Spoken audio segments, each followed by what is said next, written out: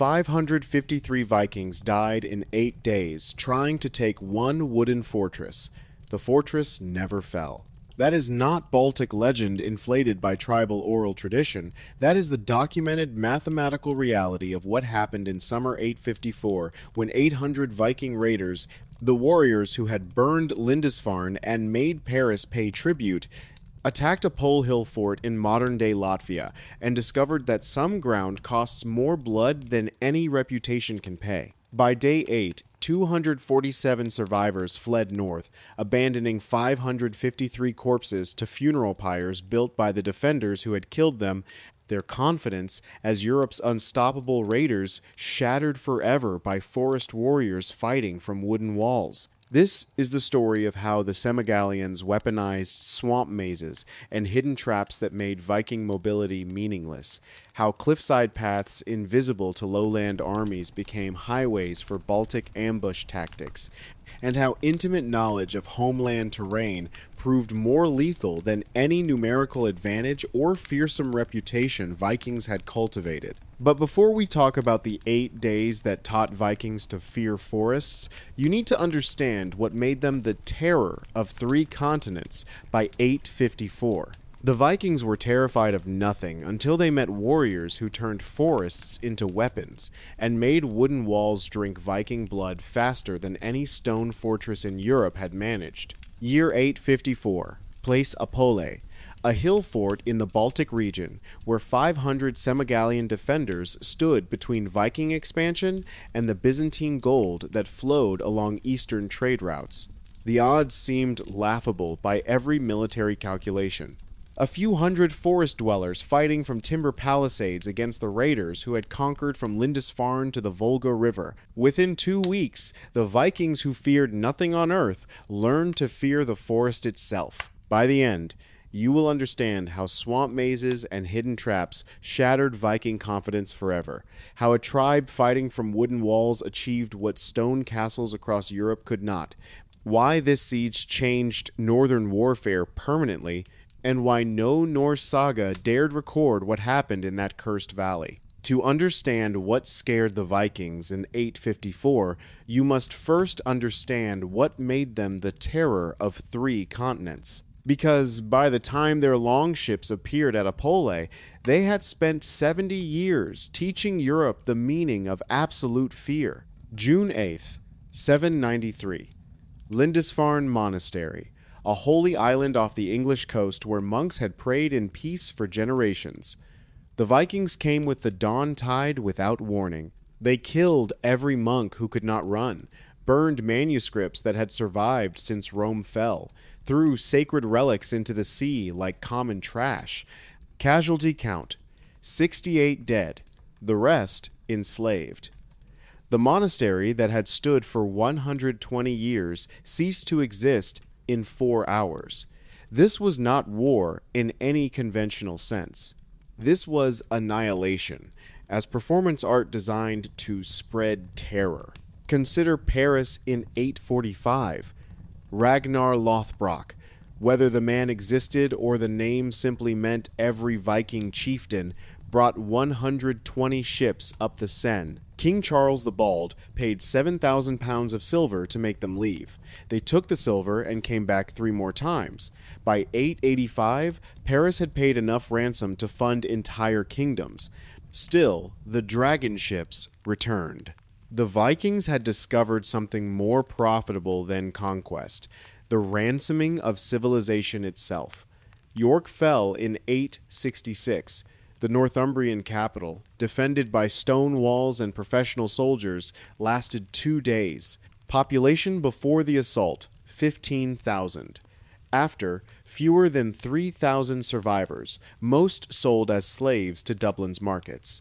The great Anglo-Saxon kingdom of Northumbria simply stopped existing. No negotiation, no terms. Just sudden apocalypse, followed by new masters who spoke a language the conquered could not understand. But here is where it gets truly insane. Constantinople, the city with walls that had held against Persians and Arabs, faced Viking assault in 860. The Rus, Eastern Vikings who had traded longships for riverboats, appeared before the greatest city in Christendom with 200 vessels. They did not take the city, but they burned everything outside the walls and sailed home rich. The Romans, who had crushed legions, paid tribute to warriors they called barbarians.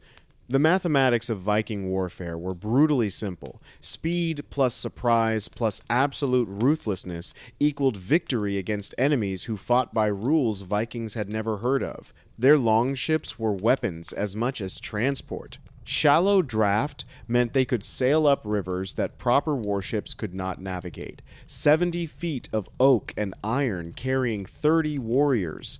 Beach the ship, raid a town, be gone before the local lord even heard about the attack. The ships moved like wolves, swift and silent. By the time farmers saw dragon heads on the horizon, their daughters were already roped together in the hold. The secret to Viking dominance was not just ships. It was culture weaponized into military doctrine. A society that sent its young men on summer work, the casual term for what their victims called apocalypse. Boys who proved themselves in raids earned land. Wives, respect. Those who died went to Valhalla, where they would feast with Odin forever. The Vikings had turned afterlife belief into battlefield fearlessness. How do you defeat an enemy who views death as promotion? Their metallurgy gave them edges other armies could not match. Pattern-welded blades, folded steel that held edges sharp enough to split shields, forged by smiths who learned their craft from 3 generations of weapon makers. A Viking sword was an heirloom passed, father to son. Each blade named, each one carrying the reputation of every warrior who had wielded it. When a Viking axe bit through Frankish mail, it was not just superior steel, it was the accumulated knowledge of a culture that valued weaponcraft above almost everything else. But the real weapon was psychological terror. The Vikings cultivated fear like farmers tend crops. They did not just kill, they made killing visible. Crucifixions on beaches where trading ships would see them, blood eagles. The ritual where ribs were torn from spines and lungs pulled out like wings, performed on captured nobles where everyone could watch. Torture was not cruelty for its own sake. It was marketing. Every atrocity spread the message. Surrender immediately or face horrors your imagination cannot encompass. Berserkers were terror given flesh. Warriors who worked themselves into battle trance states, who fought naked or in bearskins, who seemed to feel no pain and showed no fear. Whether the madness came from mushrooms, mead, or genuine religious ecstasy did not matter to the peasant watching a screaming giant charge through arrow storms without slowing. The berserker was proof that Vikings were not quite human, that they had made pacts with forces civilized people feared to name. By 854, this system had conquered half of Britain, most of Ireland, chunks of Francia. Viking merchants controlled trade routes from Baghdad to Dublin. Their language influenced Anglo-Saxons so deeply that English still carries their words. 3 generations proving that mobility, ruthlessness, and cultural fearlessness could topple any kingdom stupid enough to fight fair. Which is why what happened at a pole makes no sense. By every rule of 9th century warfare, a wooden hill fort defended by tribal warriors should have fallen faster than Lindisfarne. The Vikings had crushed stone castles. They defeated professional armies. They had made emperors pay tribute. A few hundred forest people behind timber walls should have been target practice.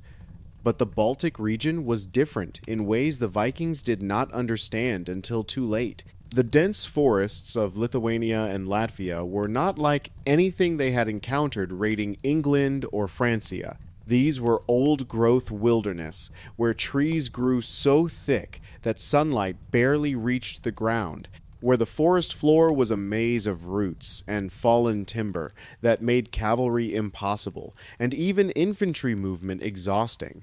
The Vikings were ship people. They thought in terms of coastlines and rivers. The forest was someone else's ocean, and they were about to learn they could not swim. The tribes who lived there, Semigalians, Curonians, Prussians, Lithuanians, were not organized into kingdoms with capitals to burn and kings to ransom. They were decentralized clan networks scattered across the wilderness. Each tribe, independent but allied when threatened. Burn one village and 10 more remained hidden in the forest. Kill one chief and 5 brothers took his place.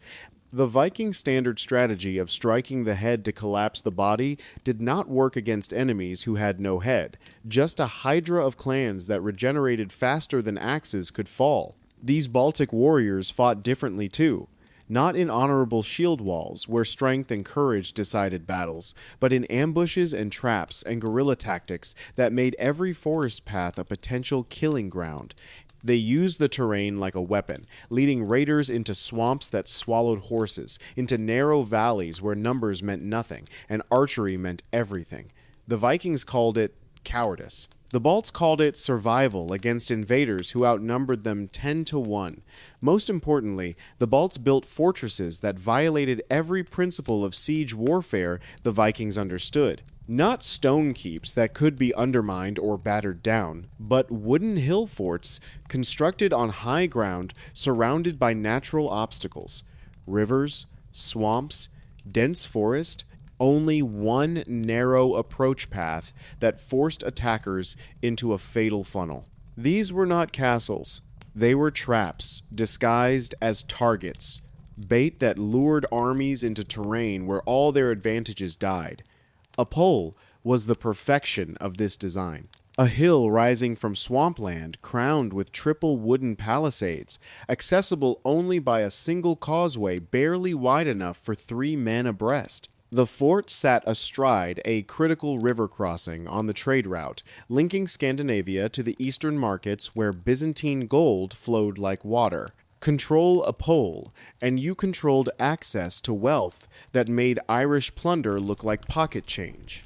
Which is why in summer 854, a Viking fleet carrying 800 warriors arrived at its base to claim what every raid before had proven they could take. The morning air was thick with heat and the buzz of insects. The swamp waters lay dark and still. The wooden walls rose from the hill like teeth.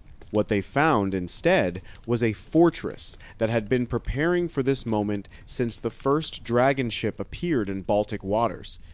A fortress that did not just defend, it hunted. The Semigallians who manned Apolle's walls were not the terrified monks of Lindisfarne, or the soft merchants of Francia. They were descendants of warriors who had held this forest since the Romans tried and failed to conquer it, since the time when legions marched north and simply disappeared into the green darkness, swallowed by terrain that turned every advantage of civilization into a liability. These were forest people, born in the shadow of trees, older than Christianity, raised on stories of grandfathers who had killed invaders in the darkness between the pines. Their warfare was older than Viking longships, older than Byzantine tactics. It was the warfare of the hunted who had learned to become hunters, of the outnumbered who had discovered that terrain could multiply fighting power beyond any mathematical logic. They built their fortresses not to withstand siege,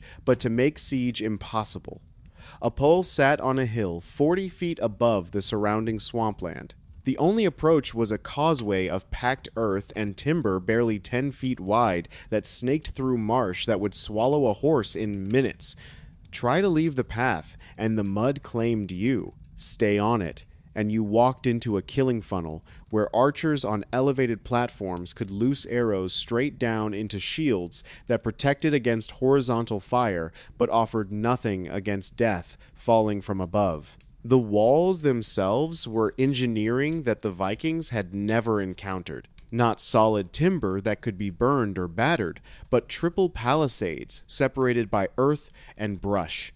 Burn the outer wall and 2 more waited behind it. Ram the first, and the second absorbed the impact. Each wall stood 15 feet high, topped with platforms where defenders could rain arrows, spears, boiling water down on anyone who reached the base. But the real genius was invisible until it killed you. Hidden in the swamp approaches were pit traps covered with vegetation, each one lined with sharpened stakes that had been fire-hardened until they could punch through leather and mail. Scattered along the causeway were trigger mechanisms connected to deadfalls, logs weighing hundreds of pounds suspended in trees, waiting to swing down and crush anyone who stepped wrong. The fortress did not just defend, it devoured. Conservative estimates placed the garrison at 500 warriors, with another 200 women, children, and elders sheltered inside. Against the 800 Vikings who arrived in late June 854, the numbers seemed hopeless. Every principle of siege warfare said the fort would fall within a week. The Vikings had the numbers, the experience, the reputation that preceded them like a plague. What they did not have was knowledge of what they were walking into. The Viking commander, unnamed in the fragments of saga that survived, known only as Torm in later Baltic accounts, was a veteran of the Irish campaigns. He had led raids on Dublin, had burned monasteries across Northumbria, had made Frankish counts pay tribute. This was supposed to be simple. Take the fort, secure the trade route, winter in comfort on Byzantine gold. He brought 800 warriors in 12 longships. Each man carried the standard kit: round shield of lindenwood, hand axe or sword, CX knife, maybe a spear. The wealthier warriors wore mail shirts that weighed 30 pounds and had been passed down through families. A few owned helmets of iron or hardened leather. Most fought bareheaded, trusting to speed and fury over protection. They beached their ships 5 miles downriver, out of sight of the fortress. Standard procedure: keep the escape route secure. Approach on foot to assess defenses. The morning they arrived, the temperature was already climbing toward what locals would later remember as one of the hottest summers in memory. The air was thick with moisture. Mosquitoes swarmed in clouds that made breathing difficult. The Vikings, bred for cold northern waters, began to sweat before they had even seen the fortress walls. The approach march revealed the first problem. The trail that scouts had reported as adequate turned out to be a nightmare of mud and roots. The forest pressed in from both sides, dense enough that 10 men could not march abreast. The canopy overhead blocked most sunlight, creating a green twilight that played tricks on eyes trained for open seas and coastal raids. Vikings were ship people. They thought in terms of horizons and open water. This forest felt like fighting underwater. When they first saw Apole, Torm reportedly laughed. The scouts who survived later claimed he had said, "We've burned stone. We'll split this kindling by sunset." The wooden walls looked almost quaint compared to the fortifications they had faced in Francia and England. No stone, no iron, just timber and earth. The confidence lasted until the first reconnaissance. Torm sent 20 men forward to probe the defenses. Standard procedure: test the walls, draw out defenders, assess their numbers and skill. The scouts moved carefully along the causeway, shields up, eyes scanning for threats. They reached the halfway point without incident. Then the first arrow fell, not from the walls where they expected, but from the trees behind them. Cut off the retreat before killing the prey. The arrow took a scout through the throat. He fell, choking, drowning in his own blood on dry land. Then the arrows came from the walls. Not the wild volleys of frightened defenders, but precise shots from elevated positions. Shafts that fell almost vertically, punching through shield tops, finding gaps in mail, seeking flesh with mathematical certainty. 12 of the 20 made it back to the main force. 3 died on the causeway. 5 more stepped off the path, trying to find cover, and simply disappeared into the marsh. Their screams as the mud claimed them lasted longer than their comrades wanted to remember. The Vikings who feared nothing had just learned that this forest had teeth. Torm's second attempt was more cautious. He sent 100 warriors forward in tight formation. Shields overlapped, moving slowly. The causeway forced them into a column barely 5 men wide. As they advanced, defenders on the wall stood silent, watching, waiting. Not a war cry, not a taunt, Just 500 sets of eyes tracking the Viking approach with the patience of hunters who had done this before. The silence was worse than screaming. The Vikings were used to enemies who met them with noise, with desperate prayers, with defiant challenges. This quiet felt wrong, like walking into a tomb. At 50 yards from the outer wall, the defenders released.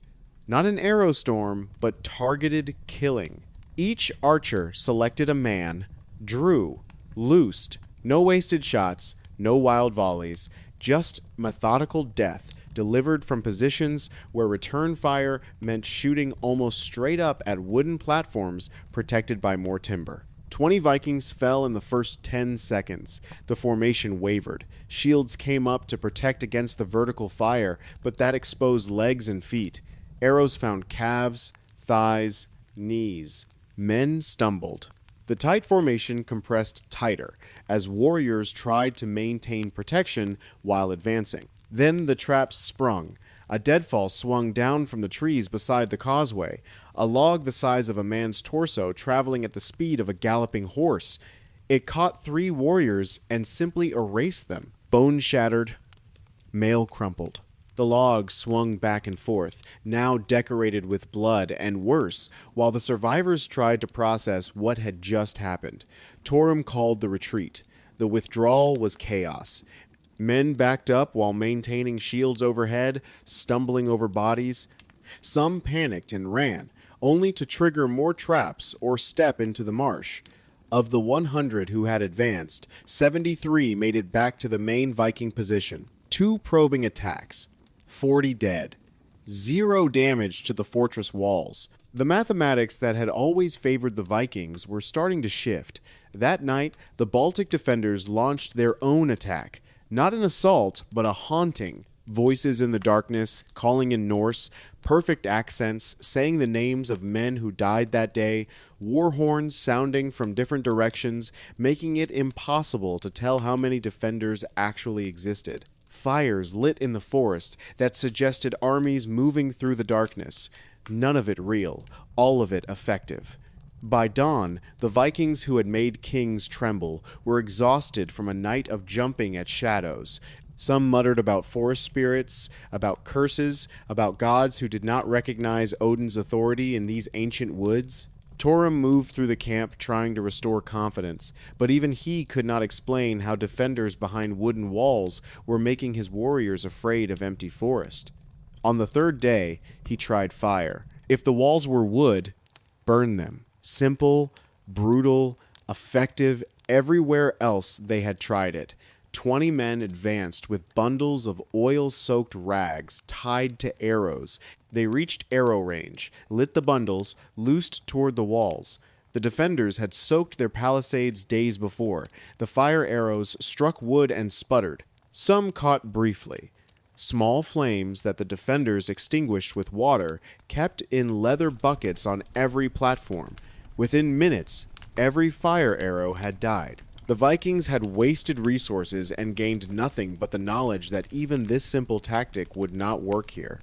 By day 5, frustration had become rage. The Vikings, who had never failed, were failing against an enemy they could see but could not touch. Warriors began arguing. Some wanted to abandon the siege to find easier targets downriver. Others insisted honor demanded they take the fort or die trying. Torm made his decision. No more probing, no more caution. They would assault the walls with everything they had, and break through by sheer weight of numbers and Nordic fury.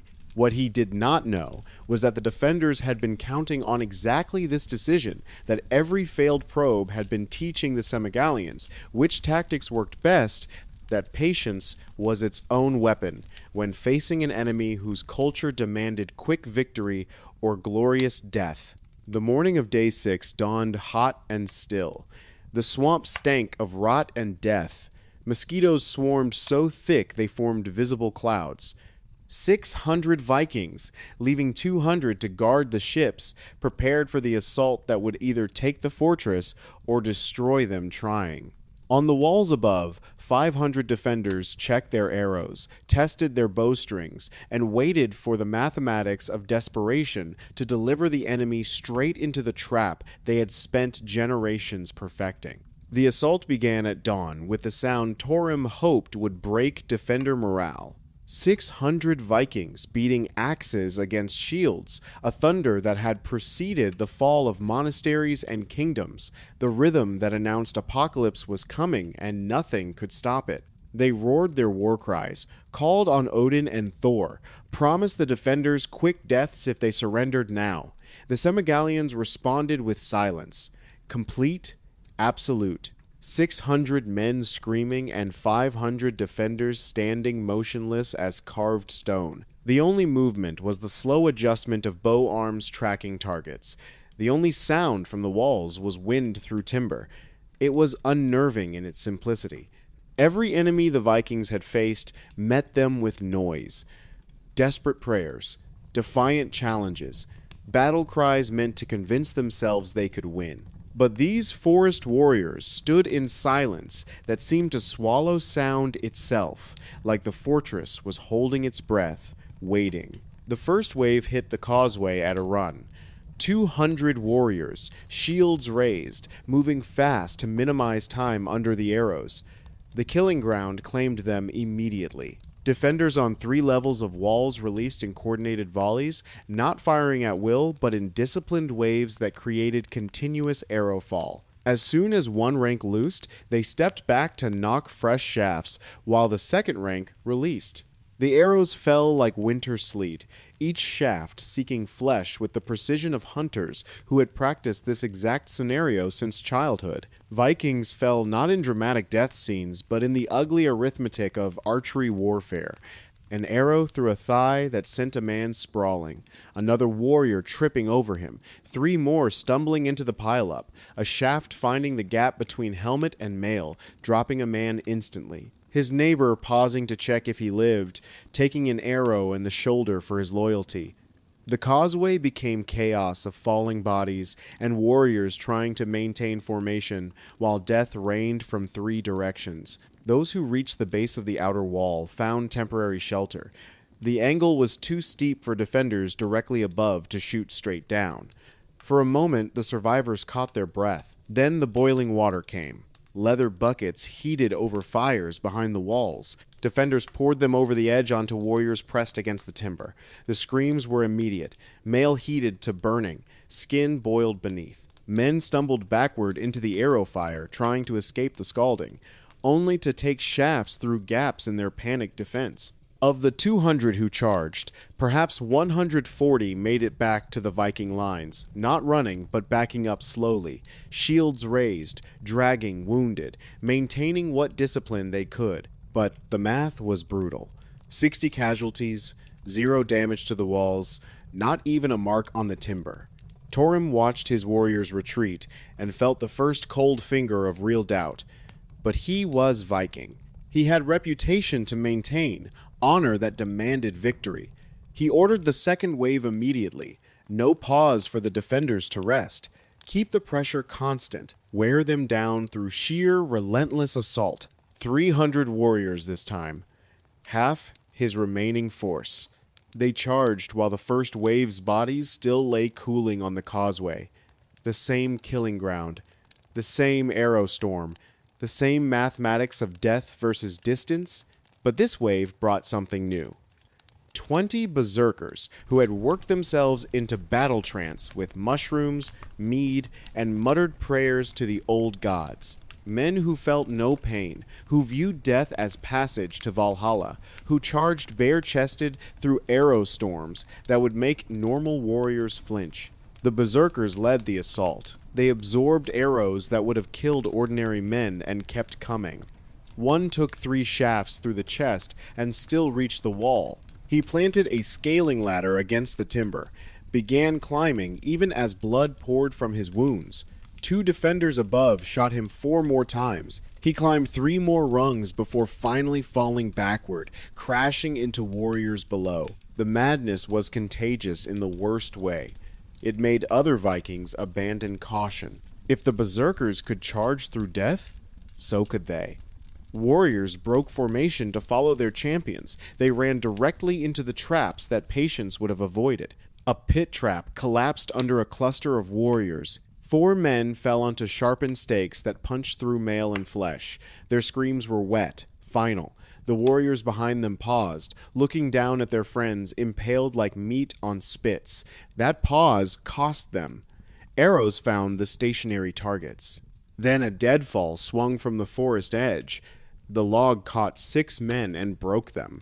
Not killed cleanly, but crushed. Ribs shattered. Spines snapped. Men left alive but destroyed. Their bodies bent into shapes that should not exist. The assault collapsed into chaos. Some warriors pressed forward toward the walls.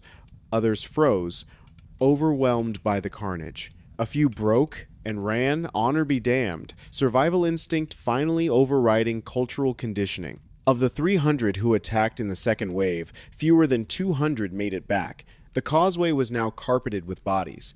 The Vikings had lost over 200 warriors in 2 hours of combat. They had not touched the fortress walls, had not killed a single defender that anyone could confirm. The mathematics that had always favored them were now a nightmare equation. They were bleeding to death against an enemy who stood untouchable behind timber. Here is where it gets worse.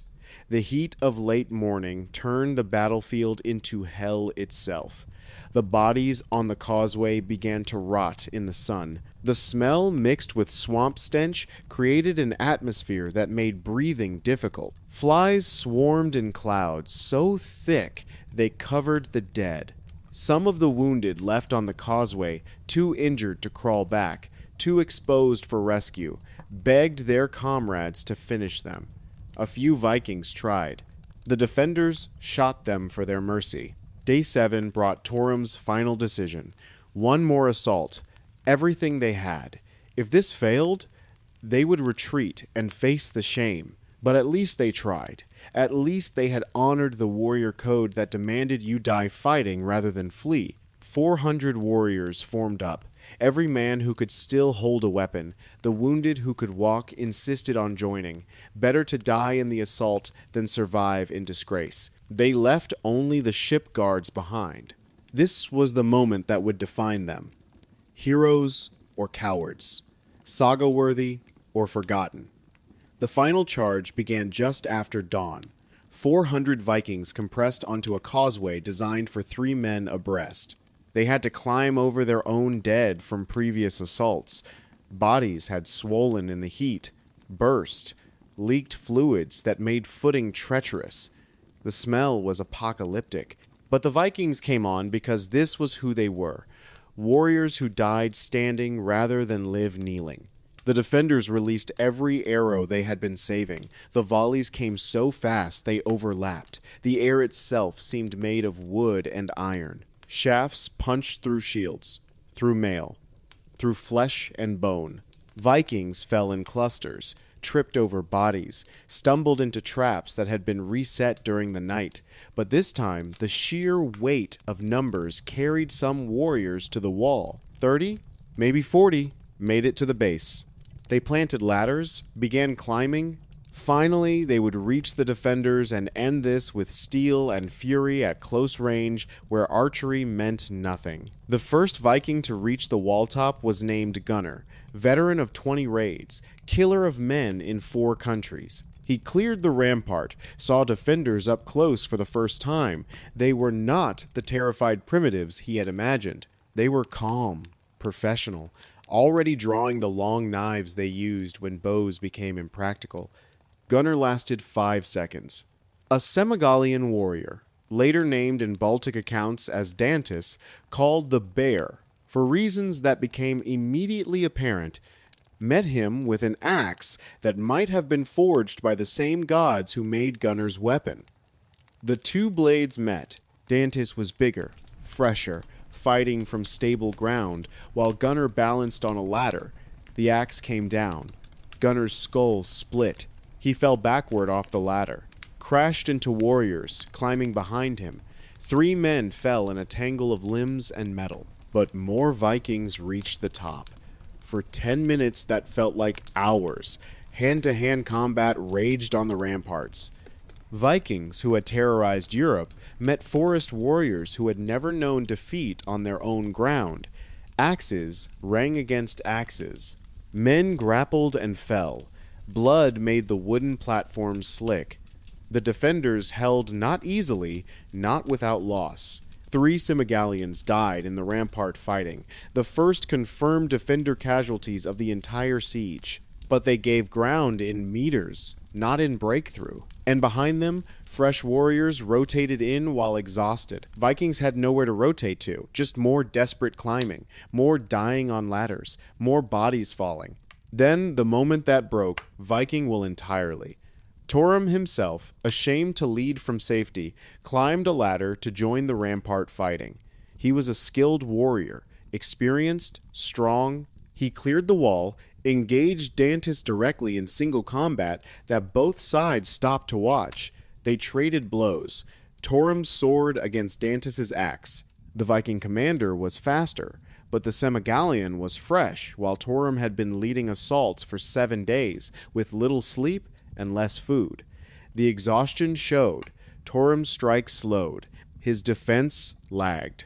Dantis's axe found the gap between helmet and shoulder, not a clean kill, a terrible wound that opened Torm's neck and shoulder in a spray of arterial blood. The Viking commander fell on the rampart, drowning in his own blood, watching the sky fade above him. His last word was reportedly a name, his wife's or his daughter's, or perhaps just a sound that meant he had finally realized glory was not worth this price. The Vikings on the wall saw their leader fall, and something inside them broke. Not courage, not skill, just the belief that they could win this. They had lost too many, bled too much, died too pointlessly against an enemy who kept standing no matter how many times they charged.